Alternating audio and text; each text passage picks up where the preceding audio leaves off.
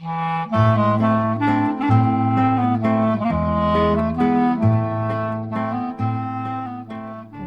to Couples Therapy in 7 Words. I am your co-host, Judy Alexander, and I'm here with my husband, Dr. Bruce Chalmer. Hello, Judy. Hello, viewers and listeners. Our topic for today is? A January look backwards and forwards. Yes, indeed. That's from January comes from the Roman god Janus, I believe. The two faces, one looking back, one looking forward. That's what we're going to do. We were just trying to figure out how long has it been since we've been doing this podcast. We started in 2020. Yeah. So we're coming up on 3 years. It'll be 3 years in a few months. Yes. And boy, that's really cool. That is really cool. We've had a lot of fun broadcasts. We've had a lot of great guests and a lot of great feedback. So what we're going to do today is look backwards over some of our favorite things. We'll just, sort of free associate on a little bit. I want to talk a little bit about the 7 words, just in case you haven't gone back and listened to, Right. As a episode matter of 1. fact, that actually came up this week when I was talking to somebody about the podcast. When I mentioned that I do a podcast because, well, it was one of Myra's relatives, and we had highlighted that, and she said, "What are the 7 words anyway?" So we will talk a bit about that again, just to refresh for those of our faithful listeners from all the way back from the first episode. I think this is episode 100 or something, 99 or 100. Very close to it. Yeah, we're getting close to that. So we'll talk about that. I do want to mention you mentioned Myra, and we'll mention that podcast. We lost a dear friend of ours, Myra Berovic. And she and her wonderful husband, Seth, we interviewed way back in 2021, in March of 2021. We interviewed the two of them, a wonderful couple. I highly recommend you go back and take a look at that episode. You'll find it. Or listen, that was video. That was audio. That was just audio. Yeah, just listen to that one. And you'll find that back. I think it was episode like number 31 or some number like that. But check it out. Wonderful people. And Myra finally passed away after a long battle with cancer. And so, yes, indeed, that occasioned a number of people listening to that particular episode. We did highlight it, and actually at one of the Shivas, they played some of the podcast. Yeah. And, so we'll talk a little bit about, yes, I know if we can do it without breaking down, we'll talk a bit about the 7 words. Before we do that, first of all, we would like to invite you all to let everybody know about the podcast. That's how the word has gotten around. That's why our listenership has continued to increase. And we would like you to tell your friends and rate us and review us and all that kind of stuff that people do. And we would also like to put in a word for our merch. We have, those of you who are watching can see our beautiful Couples Therapy in 7 Words mugs that we have available in 15 or 11 ounce sizes. They are lovely mugs for you to enjoy. They have the logo on one side and the 7 words, which we'll get into in a little bit. Be kind, don't panic, and have faith. Right. On the other. We have tote bags. We have t-shirts. Yes. We got all kinds of goodies. And you find all that at our podcast website, which is ctn7.com. CTN7. See how easy that is to remember. Couples Therapy in 7 words. It's the number 7. CTN7.com. If you listen to those early podcasts, by the way, we were touting my own practice website, brucechalmer.com, because we didn't have CTN7.com. That's yet. right. Now we do. But now we do, so you can go. You can go there for all your podcast needs. Find the podcast, find the merch, and to buy the books. Yes, the books. And the books, in fact, I have a copy of each of them here. You can also see them, casually product placed behind me. Here are the 2 Right. books. The first one, Reigniting the Spark, Why Stable Relationships Lose Intimacy and How to Get It Back. And the latest one that recently came out, It's Not About Communication, Why Everything You Know About Couples Therapy is Wrong. Yes, indeed. And so you can find those anywhere books are sold. You can also, there's a link to a page about that on the ctn7.com website. And you know what? I think I mentioned this when we talked about it before. You know what the gurus say about how do you promote books? What do the gurus say about how do you promote books? One of the things the gurus say, I am told, not being a guru about that myself, is you need to have a newsletter. Of course, you need to have a newsletter. The funny thing is, so I think, okay, I have to have a newsletter. And then I started putting together a newsletter, and I discovered this is really fun. I'm enjoying putting together the newsletter. I've already put out, well, there's a welcome to the newsletter, and then there's the issue 1, which is already out there. And if you want to sign up for the newsletter, and we're not doing spam here, folks. You have to sign up for it. If you go to either ctn7.com, you'll see a box magically appear that says, click here to sign up for Dr. Chalmers' newsletter, or words to that effect. Do that. That will take you to a sign up form. And when you sign up for the newsletter, and if I don't already have you, if you haven't already received some email from me, you'll get a confirmation email. So you have to make sure to confirm your email address. Again, that's another anti-spam thing. And once you do that, by golly, you will be signed up for my newsletter. And the welcome one will include the archive, so you can go check out the first, any issues when you see this, any issues that you haven't seen yet, you can go check them out. I especially do recommend, if you're seeing this, now after the first issue is already out, do read the first one, because the first one kind of sets up, how I do things, and I'm not going to keep repeating that in every newsletter. So that's, I think we have touted all the things we need to tout, have we not? Great. So, let's get into our topic, a January look backwards and forwards. I'm just going to toss it out to you. What have been some of your favorite podcasts that we've done? Well, the one that you just mentioned with Myra and Seth, I think we were doing a podcast on love among elder couples. Now, when we did the podcast, I think Seth was 97 and Myra was 83. Yeah. So that was a delightful podcast. I love the one that we did with Susan Bratton. Yes. She's the sex guru, the sex goddess to millions. I think, yes, right. She was a lot of fun, very animated, very out there, had a great attitude. And a lot of good information, A lot of good information. Yeah. I like the one that we did with Carl Pillemer, Dr. Carl Pillemer, the one on fault lines, on fractures in family, in friendships and relationships that you just think, are totally done for. He talked about it's like 25% of Americans at any given time are in the midst of a serious estrangement from some relatively close family member. He's not talking about divorce. He's talking about, within family, extended family, whatever. It's interesting. It's very common. Yeah. Issue. Yeah, we've had some wonder who is the psychoproctologist, Jeremy Sherman. Yes. He's the author of a book called How to Argue with Yourself and Win. I love that. He loved did his dry sense of humor. I know. He did a blurb for my new book, and I asked him for that, but especially because I just knew his style would be perfect for writing a blurb for my book, and I really enjoyed what he wrote about it. You can check that out if you go to brucechalmer.com, you'll see that his blurb there. Yeah, we've done a lot. I love the one that we did with Susan and Bob Epstein, our friends. Yes, that was one of the early ones. That was one of the early ones. Yeah, they were a lot of fun. They're a great couple. In fact, we were written up in 7 Days, which is a weekly publication in Vermont, a very popular publication in Vermont. They did a special on our podcast a little over a year ago, or no, right around Valentine's Day, so just about a year ago. Yeah. And they interviewed Sue and Bob. Yes, they did. The author of that piece did his homework and interviewed them, and that was a lot of fun as well. Yeah, there's so many. It's so hard to pick, some of the highlights. How do you pick your favorite children? How do you pick your favorite ones? We did a recent one with the Cadcodians. Yes. They were a good couple. Yeah. We've had dozens now, I think, of interviews, and they've all been great. Yeah. Do any stand out in your mind? Well, the ones that pop out in my mind, of course, not necessarily the interviews per se, although again, all of the ones you mentioned I really enjoyed as well.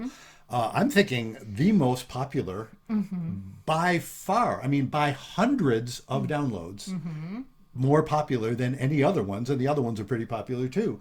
And you know which one it was. It's not about communication. It's not about communication. Yeah.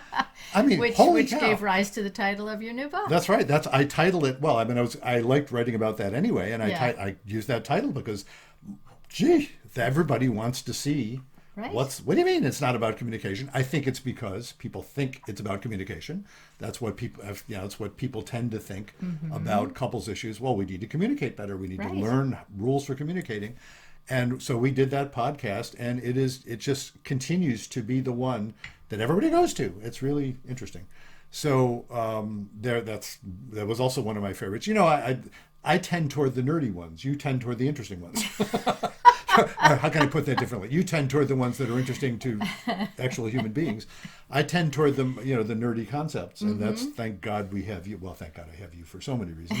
But in terms of this podcast, what can I say, folks? If it was just me, it wouldn't have the soul it has, given that you're here. And thank you. well, and in particular, it's things like that. It's recognizing the stuff that really is interesting to folks who are not recovering nerds. Well, and I think that's a lot of the reason why our podcast. I'm not going to give myself too much credit, but I think it's an us thing. Yes. People, the feedback we get is that people love our chemistry. Yes, indeed.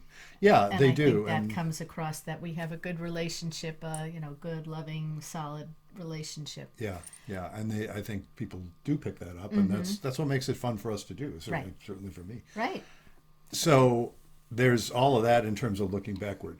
Looking forward, well, we already have 3 interviews lined up during January. I know. Which is really kind of fun. Got a busy month coming up. We do. We have one. I'm not gonna mention the specifics because I never like to count our chickens before they hatch. Right, because people do cancel at the last minute. stuff We've happens. had people get COVID. Yes, things and have we've happened. had to, fill in. I had to cancel one once because You had I to was cancel. I Not wasn't COVID, functioning. but It you wasn't weren't. COVID. I Yeah. was sick. Yeah.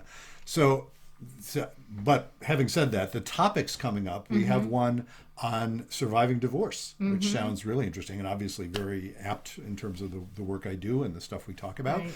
Then we have 2 after that, 2 different takes on sex and sex therapy. One of them, the special thing about this particular couple is they are both, and I think they would use the term survivors. I don't mean to be saying it in a judgmental way, but I think they would say survivors of evangelical upbringings. That's how they would Right. say it. And the effect of that, and they have an interesting podcast themselves. Again, I'm not going to plug them until we Right, actually until have we do it. until we do it. But I think that'll And be you'll hear a fascinating. lot of plugging. Yeah, and they're a fascinating couple, and then we have another person who is a sex therapist herself, and her specialty, she talks about interracial and interabled relationships. So we did do one with Regina Kepp, remember, not that I long do. ago. Dr. Regina on Kepp was aging. that was on aging, That was another good sexuality one. and aging. Yeah. Yes, it was. And this is happens to be a much younger therapist, which I think is also good, given that I am not a much younger therapist than practically anybody. Right. I think it's nice to get some younger folks' perspective, and she's going to be talking about that. So we're looking forward to that as well.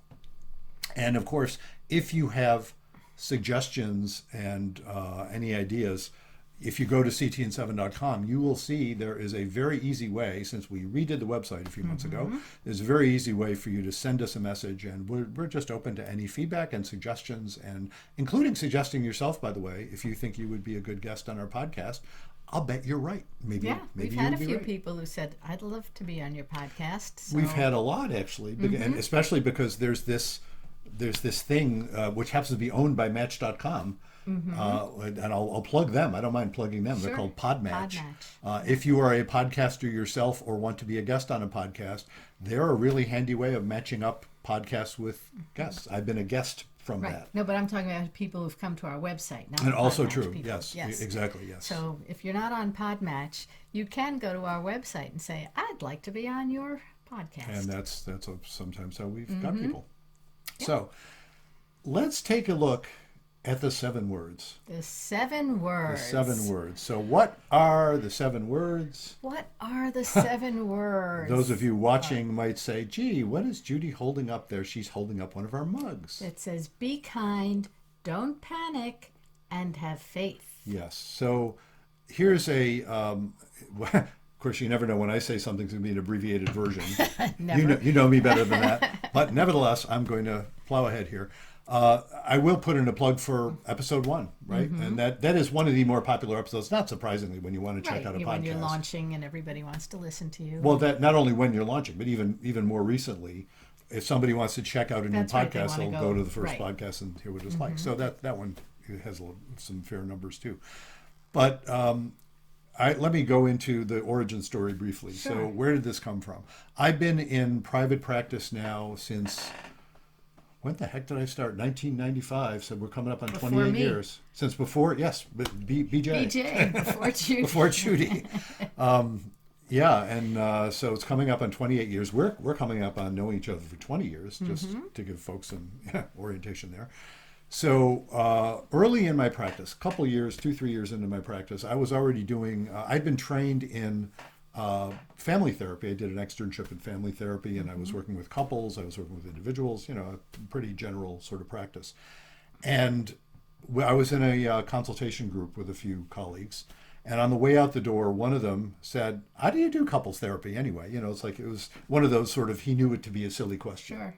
And so I said to him, "Well, if I really stop and think about it, I guess what I do is basically tell people, be kind and don't panic."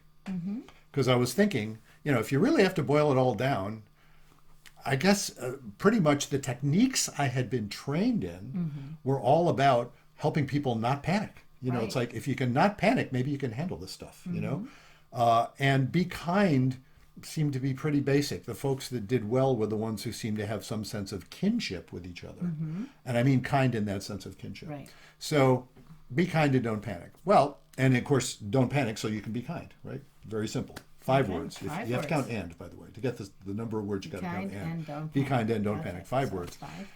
And then I realized after a while, I thought, well, that's a handy little formula, and I started sort of bouncing it off the folks I worked with. Sometimes I would say, somebody asked me this question, I think, and people would tell me, well, that sounds like an interesting little motto, How do you not panic? They would say, "Oh, how do you not panic?" Yeah, Ooh, how do great you not question. panic? I could go into, well, you use this technique and that technique, and that. No, that really No, didn't techniques capture don't it. work when you're panicking. No, isn't that interesting? You can't remember the damn techniques. You can head it off at the pass if you're lucky, if you get there soon enough. But what is it that prevents you from panicking in the first place? Well, I started thinking about the folks I was working with. And, I don't like to categorize people, but when I would think about, out of the many, many couples I had worked with over the years, there wasn't that many years at that time, but over the couples I was working with, the ones who seemed to not panic were ones who had a quality, and I couldn't find a better word for it than faith. They had faith. Now, am I saying, oh, it was the religious clients? No, oddly enough. It wasn't necessarily the religious clients. Sometimes it was. But sometimes it was people who didn't seem to be religiously active at all, but they had this orientation toward life that said, this is hard, often, but it's good. This whole business of living is fundamentally good. See, now I'm going to get emotional because I'm thinking about Myra, this friend that we lost, and I'm thinking about another friend we lost last year, Bev, right? 2 of our friends. Actually, yeah, this past year. Both died Myra was a kid. She was only 85, Bev was what, 92. Yeah. And both folks who had dealt with very serious medical issues, that eventually took their lives, and yet would absolutely let nothing stop them. They were just determinedly positive. Yeah. And I don't just mean just look at the bright side. It isn't that. No. It's based on a because you can have faith and also be suffering greatly. I'm not saying it prevents you from suffering. Right. I'm saying there's something about this, and I can't, there's a modern word now, excuse me, that I think defines it, which is a mindset. It's a mindset that says this whole living business is right to be what it is. Reality is right to be what it is. So there's my definition of faith. When you have faith, that's the antidote to panic. So the work of therapy, oddly enough, is to support and instill faith. That's what you get from your therapist. That's the only thing that's useful you get from a therapist. Now, is that an overstatement? Obviously. Right, that's obviously an overstatement. Well, the subtitle of my new book is Why Everything You Know About Couples Therapy is Wrong. Right. Is that perfectly accurate? No. Is it an overstatement? Yes. But it's meant to be provocative because it's really about that sense that all these clever communications techniques that people teach, Right. if they're done in a spirit of faith, they're probably supportive of faith. But they're often not done in a spirit of faith. They're often done in never mind, never mind what's real. We're going to get rid of the bad stuff and we're just going to focus on your, follow these techniques and you'll be okay. That's fundamentally the antithesis of faith. When you deny reality, when you say, no, we won't look at that, banish that. That's what's so interesting about working from a perspective of faith, because you don't just, let's just focus on the positives. It's not that. It's like, no, let's appreciate the whole business with all of its pain and all of its beauty and all of its underlying meaning. That's what we're following, is meaning. Yeah. So there's my little spiel about the 7 words. Okay. Yeah. So a look back, a look ahead, and a look at at Outlook. How about that? Ooh, a look out at Outlook.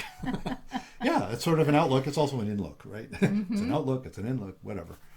And folks, if you want to learn more about any of that, of course, I invite you to sign up, as I mentioned earlier, sign up for my newsletter. Sign up for the newsletter. If you like reading about stuff like that, and if you like hearing about stuff like that, of course, check out our other podcast episodes.